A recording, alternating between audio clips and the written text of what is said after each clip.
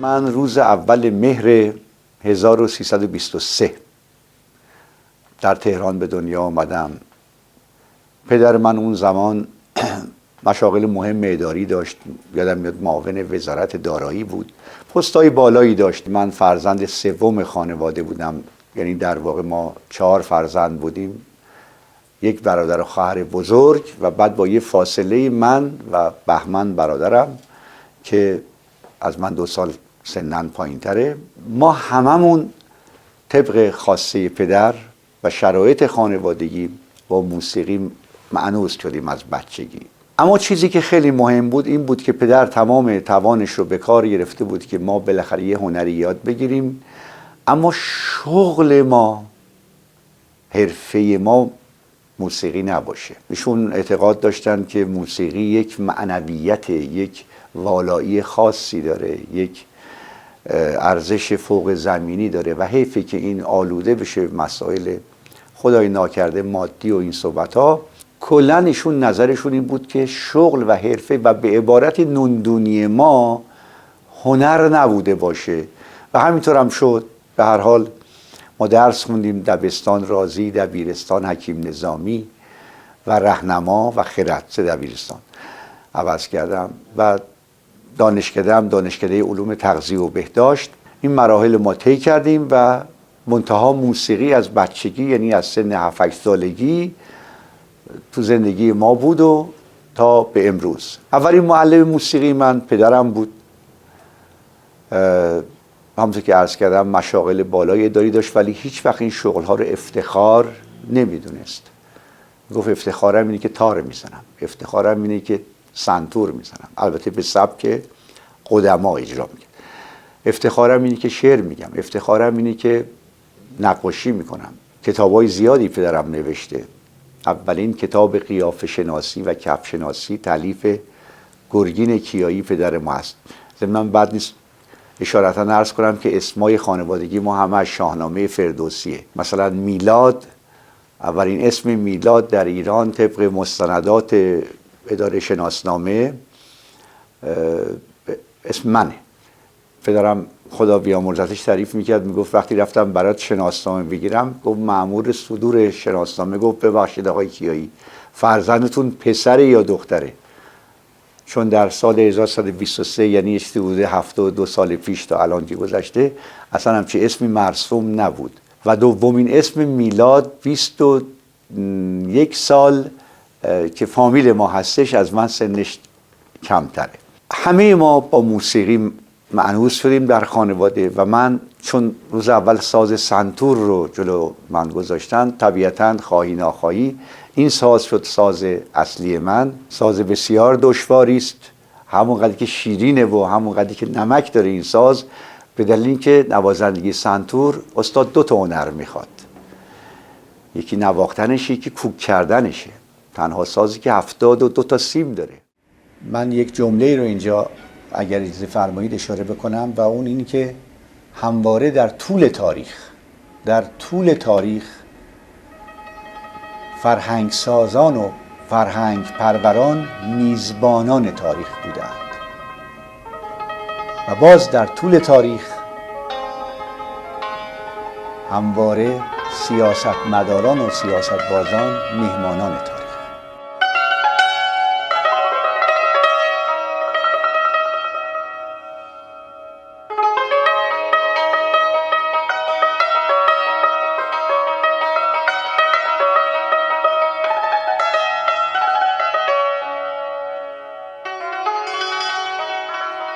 از بچگی ذوق و استعداد موسیقی در ما بود. در خانوادگی ما اولین معلمم پدرم بود، منتها پدر من با تئوری موسیقی امروزی آشنایی چندانی نداشت.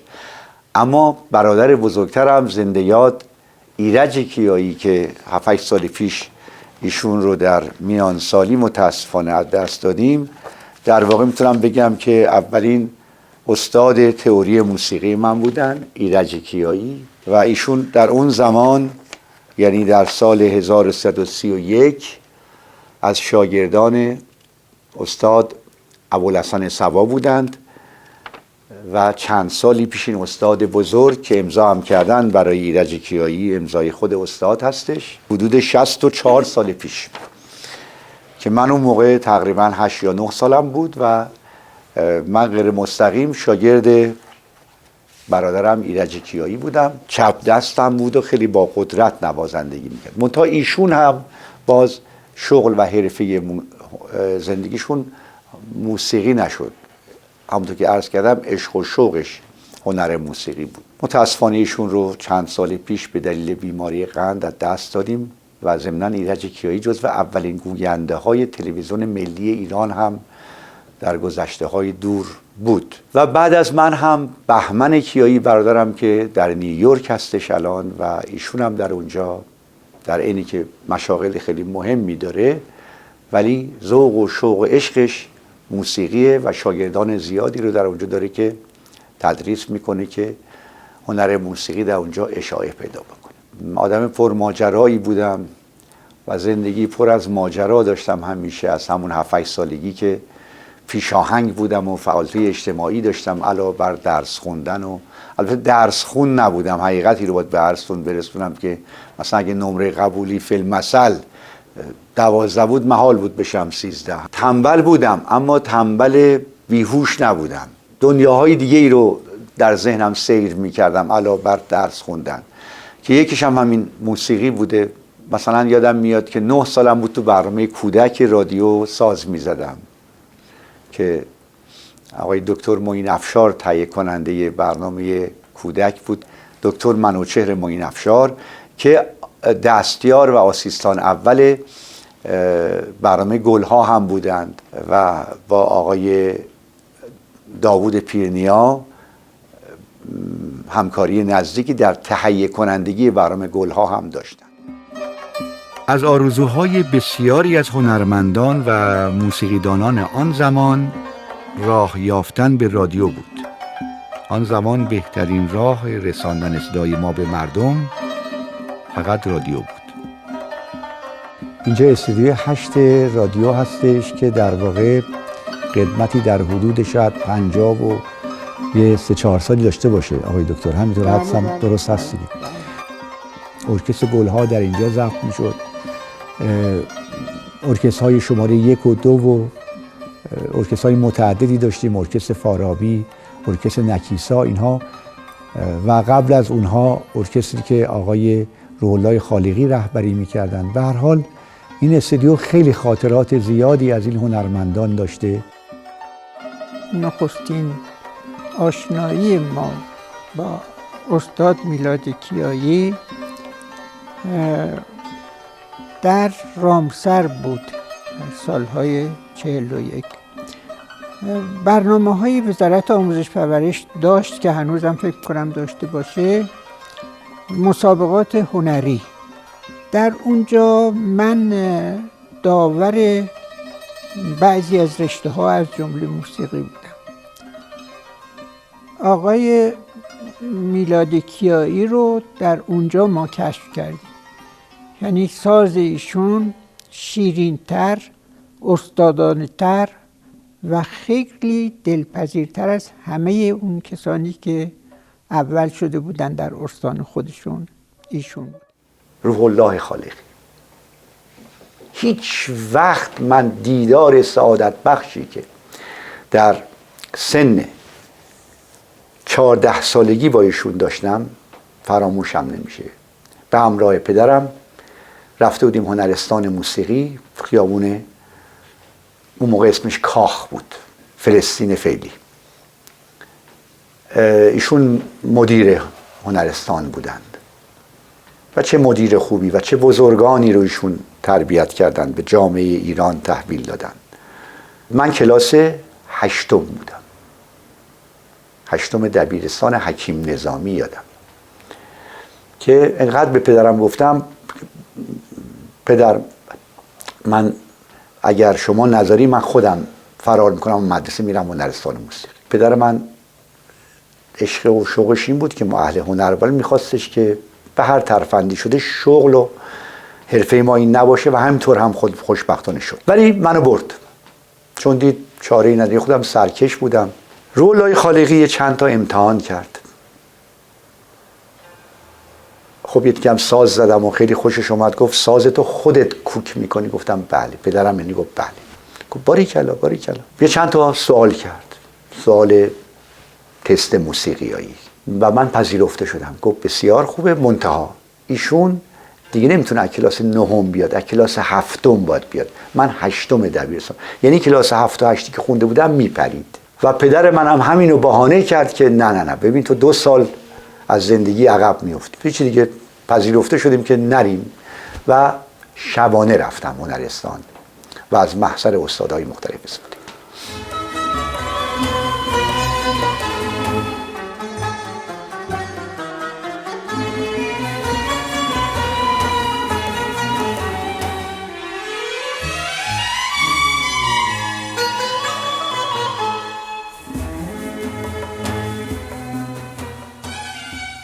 بعد نیست یه خاطری اینجا تعریف کنم از دوران مدرسه.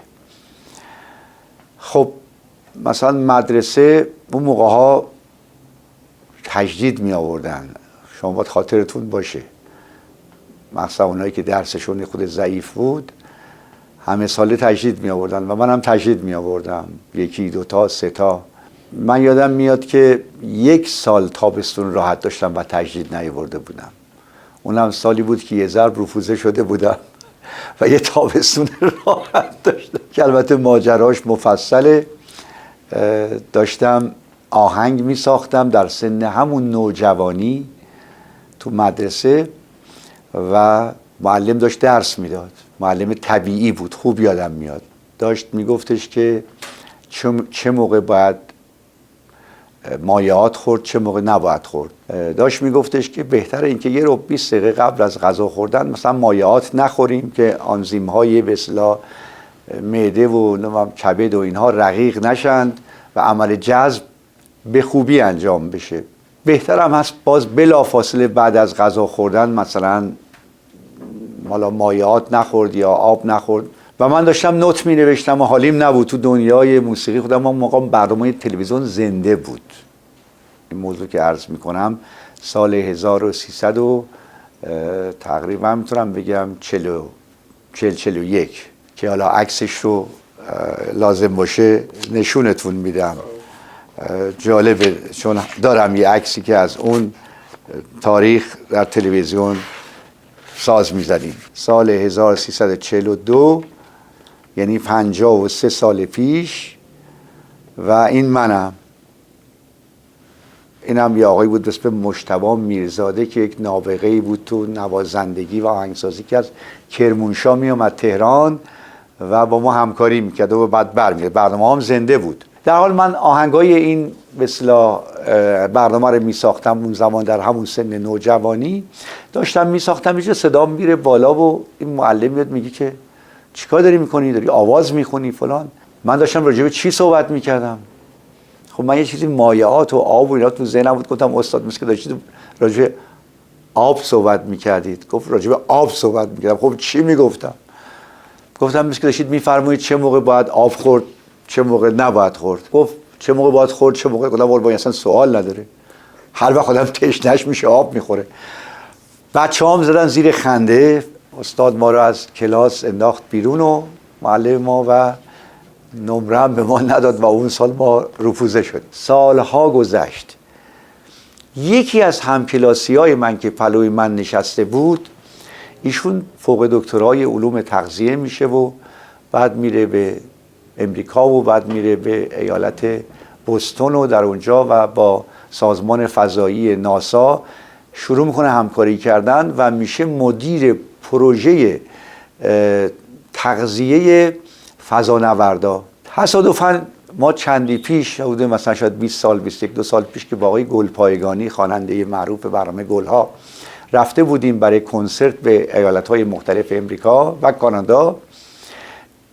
این همکلاسی ما آمده بود به برنامه ما، دیدن برنامه ما و آمد پشت صحنه و ما رو مورد لطف قرار داد، چون من سرپرست گروه هم بودم. گفت یادت میاد اون استاد ما رو تو رو بیرونت کرد و خیلی ظالمانه و اینطور. من امروز با این دانشم به این نتیجه رسیدم که هر وقت خودم تشنش میشه باید آب بخوره. این چه حرفی گرفت. این خاطره هم میتونست ادامه اون مطلب باشه.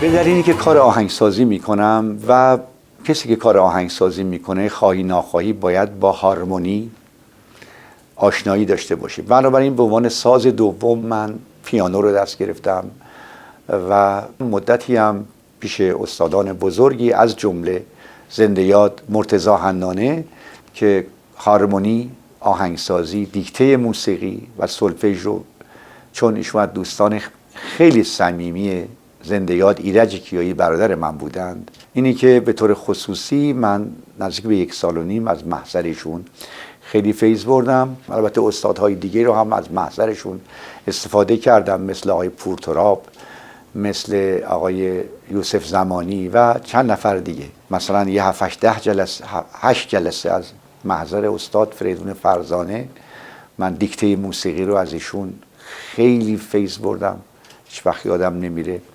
چه انسان صاحب اندیشه‌ای. از محضر استاد فریدون ناصری تئوری موسیقی، البته جلساتی بود که در وزارت فرهنگ هنر قدیم در هنرستان عالی موسیقی که روبرو کاخ مرمر بود ما میرفتیم. این موضوع که عرض میکنم تقریبا مال 44-5 سال پیشه.